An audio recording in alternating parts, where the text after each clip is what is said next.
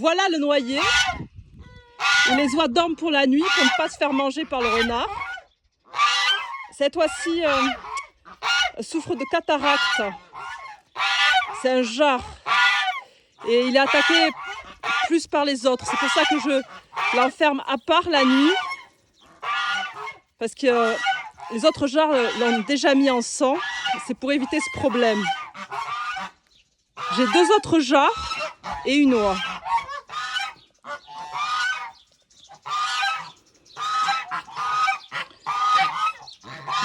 Ils ont leur petit emplacement avec leur bassine d'eau. Les oies ont besoin de beaucoup d'eau. Et mon mari, qui est menuisier, leur a préparé des mangeurs magnifiques dont profitent également les poules. Donc, monsieur le plus vieux et les pères des 2 autres jars, c'est Théodore, que nous voyons là, qui a attrapé la cataracte assez jeune, donc il n'y voit pas très bien. Le jar qui a un problème, qui a une aile avec une mauvaise configuration congénitale, s'appelle Léopold. L'oie qui est devant nous s'appelle Lucienne. C'est la mère des 2 autres jars. Et le 3e jar s'appelle Gontran. Donc il me regarde. Au printemps, c'est la période où les jars sont très agressifs. Parce que c'est la période de reproduction.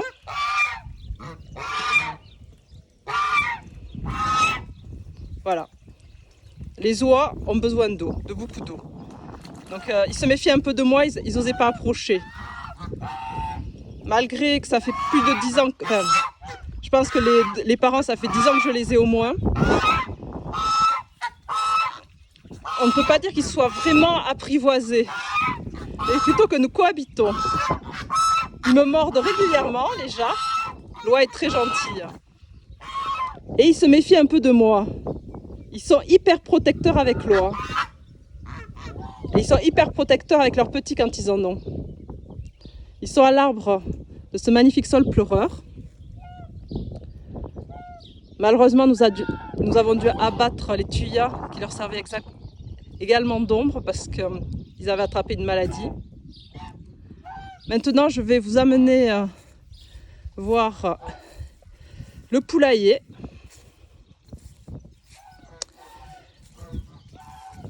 Cette histoire avec les oies a commencé, donc je vous dis, il y a une dizaine d'années. Un de nos voisins avait acheté 2 oies pour les gaver pour Noël et 1er de l'an. Et sa femme en avait marre des oies. Elle trouvait que c'était trop agressif, trop pénible à élever. Donc, en remerciement du fait qu'on lui ait prêté, je crois, une roue pour le van, des chevaux, il m'a laissé un jour les 2 petites oies. Je n'étais pas à la maison, c'est ma mère qui était à la maison, donc il ne m'a pas prévenu. Ma mère pensait que c'était arrangé entre nous, et non. J'ai eu la surprise de trouver 2 petites oies. Mais c'était une bonne surprise, parce que j'avais en fait toujours rêvé d'avoir des oies. Je trouve que c'est un animal qui a beaucoup de caractère, et qui est très beau, et qui représente vraiment le terroir. Symboliquement, je trouve que c'est un très bel animal. Donc voilà les poulaillers. Je vais libérer les poules adultes.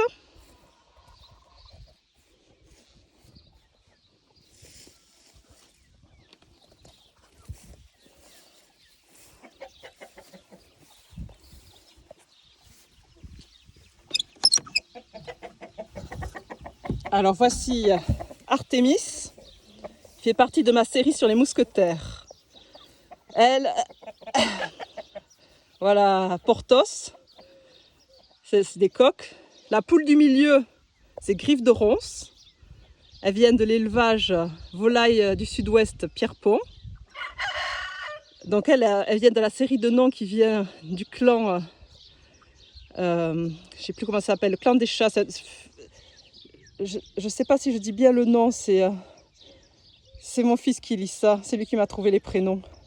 Alors normalement, nous devrions avoir d'autres poules, mais ça ne sort pas. On va voir ce qui se passe à l'intérieur.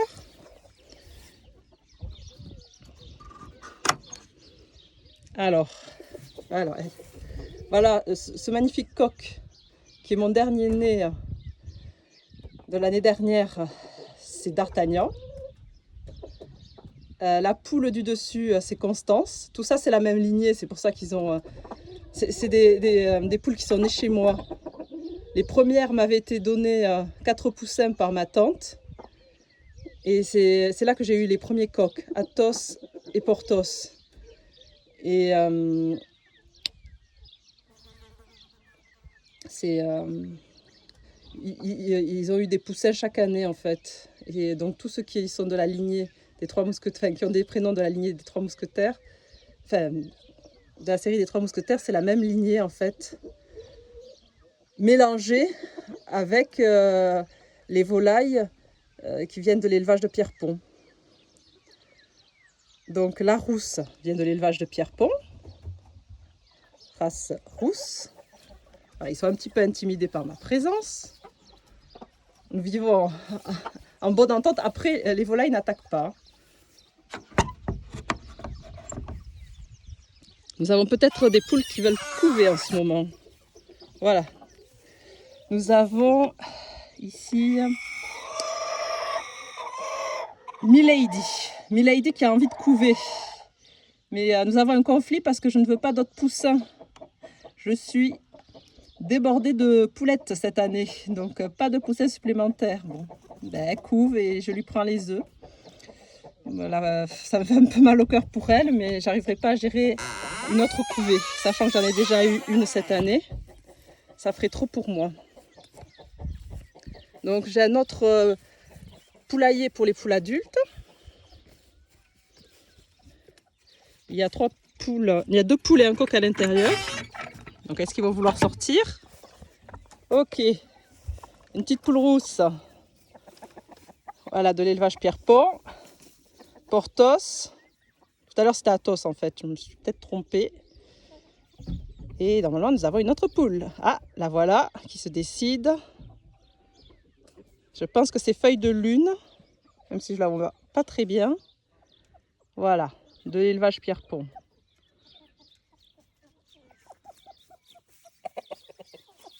Toujours du clan des chats. Alors voilà, les coqs ne sont pas des princes charmants pour les poules. Ils m'énervent un peu des fois parce que là ça va. Là ils sont respectueux, mais parfois ils sont pas du tout respectueux avec les poules. Et ça m'agace. Ils les poursuivent et bon ben ça c'est... quand ils les cochent, ils leur arrachent toujours des plumes. Alors des fois c'est trop. Bon là ils sont assez calmes. Il y a quelques petites bagarres entre eux, mais pour l'instant rien de méchant entre les coqs. Donc pour l'instant je garde tous les coqs.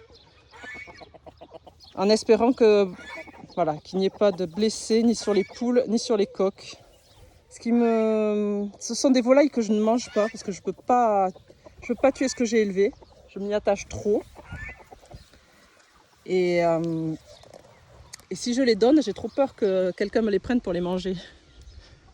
Donc je ne voudrais pas les donner. Donc là on arrive dans le parc des jeunes. Donc on va déjà voir la couvée de cette année. Alors je les ai enfermés dans ce petit enclos pour protéger les poussins, mais surtout des coqs en fait. C'est ce qui me fait le plus peur. J'ai peur que les coqs soient brutaux parce qu'ils ne les connaissent pas. C'est des nouveaux arrivants et ils sont quand même hyper fragiles, hyper petits. Donc est-ce que vous les voyez? Voilà. Voilà Foule. La maman c'est Anne d'Autriche. Et voilà Bazar.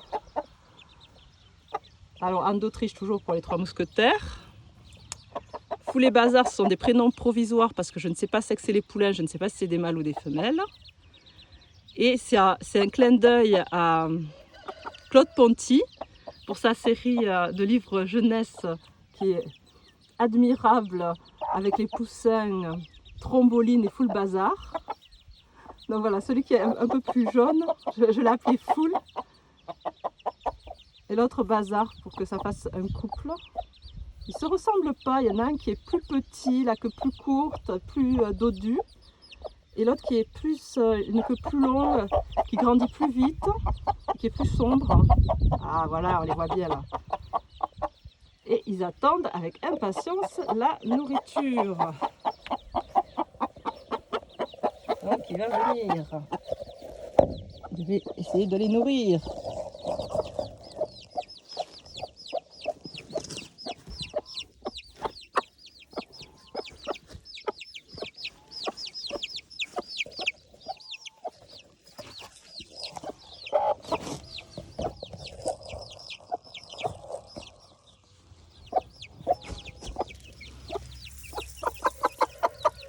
Donc voilà le grain que me vend un voisin agriculteur. Et ça c'est de la miette que me fabrique mon mari avec un très vieux moulin à café, une antiquité qui lui vient de son grand-père. Ça c'est pour aider à nourrir les petits poussins. Et après, je dois chaque fois me font le bazar. Bon, je pense que c'est plutôt la maman que les petits, hein. Mais les gamelles d'eau sont toujours par terre. Il faut que chaque fois je les remplisse 2 à 3 fois par jour. Alors j'ai peur de mettre une gamelle plus costaud parce que je veux pas que les petits se noient dedans. Mais les petites gamelles, ça vole parce que la poule gratte beaucoup. Je pense que la poule n'apprécie pas d'être enfermée. Et j'ai vraiment peur pour les poussins. Et les lâcher en liberté. J'attends qu'ils soient un petit peu plus gros pour être un peu plus résistants si jamais ils sont attaqués.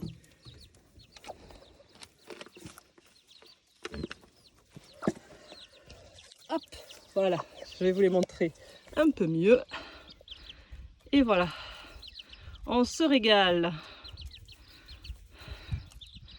Voilà, donc le petit Full, on voit c'est pas tout à fait... Bon, il est noir et jaune. Sûrement que la couleur va changer après, la couleur évolue. Moi je parierais que c'est plutôt un mâle, mais bon, on verra si l'avenir me donne raison. Et il était plus gros que l'autre poussin à la naissance. Et on voit qu'ils n'ont pas la même vitesse de croissance. Et l'autre, que moi je parierais être plutôt une poule, qui a les plumes de la queue plus longues, qui est plus foncée, qui a la couleur de sa mère en fait, on dirait. Avec un peu de brun sur le dos.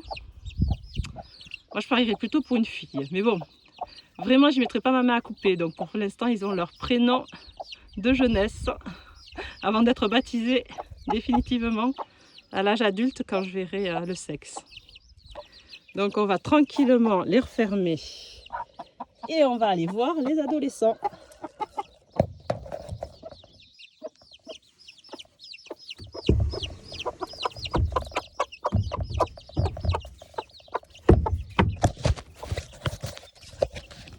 Alors, un lot de poules que j'ai acheté cette année à l'élevage volaille du sud-ouest Pierrepont. Je dois dire que j'en suis assez contente.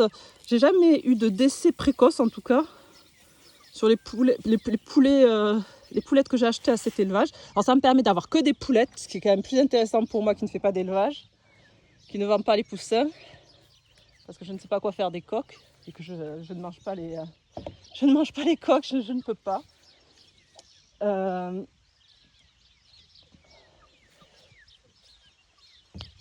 Et ils ont plusieurs races et ça me permet d'avoir des poules de couleurs différentes pour pouvoir les reconnaître.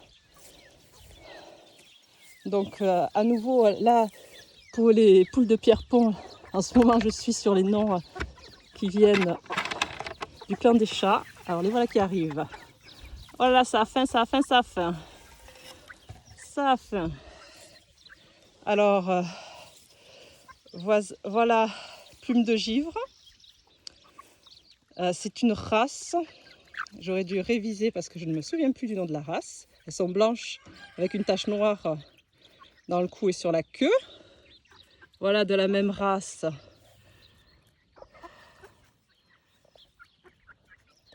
Floconnet de neige. Alors, je sais plus. Je me souviens plus ce que j'ai marqué comme nom définitif. J'aurais dû le vérifier avant de vous faire la vidéo. Ici, nous avons qui se palanque. Ah, elle se planque. Un coucou de reine que j'ai appelé griffe de buse. Voilà. Celle-ci, je pense qu'il me les a vendues un peu plus âgées. Normalement, elles étaient censées avoir 6 semaines, mais elles sont presque taille adulte. Ah, voilà l'autre coucou de reine. Griffe de ronce. Ah, regardez ce qu'il a repéré.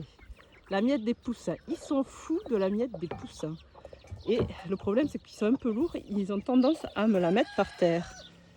Alors, comment on fait ça? Eh ben voilà. Voilà. Les bêtises des poulettes. Ça n'arrête pas. Les poulettes me font que des bêtises.